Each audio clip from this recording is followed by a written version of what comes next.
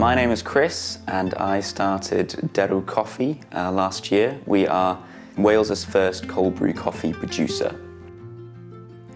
So cold brew coffee is actually coffee that's brewed in cold water. We brew ours for 16 hours, which is quite different to hot coffee, which is obviously a few seconds really. And it produces a very smooth, intense, but less bitter and less acidic coffee. And that's what we use to make all of our products. So we were living in Indonesia for 6 years, and everything was a bit chaotic. We had to cancel our wedding 3 days before the event in Bali because of the pandemic. It was in March 2020. And my father was also terminally ill with brain cancer. So I thought, right, I really have to get back home so that I can help care for him and make sure that I can see him. My wife, thankfully, could join on a compassionate visa. And we also wanted to do something positive.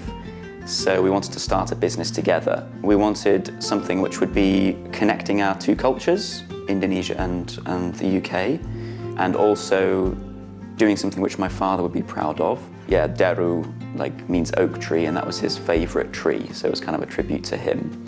So all of those things combined, as well as our love of coffee, led us to starting the business. We're based on Anglesey in North Wales. Really, it's just an amazing place to be anyway, and the local people are very friendly, very supportive, and we just thought, yeah, we'll stay here and start the business here.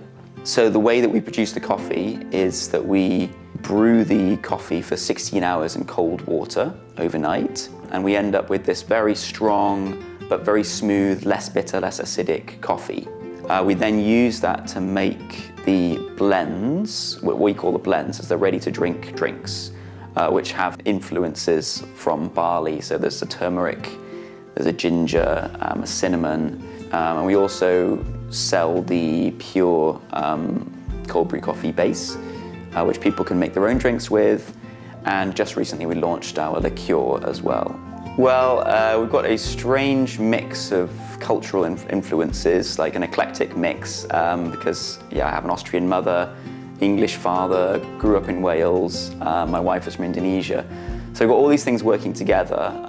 The ready-to-drink blends definitely have the Balinese influence, like the turmeric flavour, the ginger, the cinnamon. And that was partly because of Intan's grandmother, who used to make these health shots. We wanted to create something like really tasty, but also kind of good for us. And then also the cold brew idea, so my parents lived in Sudan for 3 years, and that's actually the traditional way that they make tea, for example, because fuel was expensive. So it was quite common to make a cold brew method. So yeah, we've got all of these different things working together really. So it's really, really great to set up a business in Wales. Honestly, we've been overwhelmed by the support that we've been offered. You'll get other businesses supporting you and you'll help them, and everyone kind of wants to see things growing and developing. I definitely would recommend starting a business here because of those factors. So for the future, we want to really push our liqueur because we're really excited about that and the response that we've received so far. And we'd also like to see a lot more, especially local places, like restaurants and bars, using our base product, the pure cold brew in their recipes. Tiramisu, affogato. We think it really adds value to the product and to the local area as well. Well, if you think about cultural influences, we are who we are already because of all of those influences, right? And a lot of the things that we now consider completely normal, like drinking tea, well, that was influenced from abroad. We didn't grow tea here originally, and we still don't. Coffee, things like curry is one of our national dishes that we love, and all of those things, we have become who we are because of the influences of various cultures. And that's definitely not a bad thing. I would say we're all the better for it.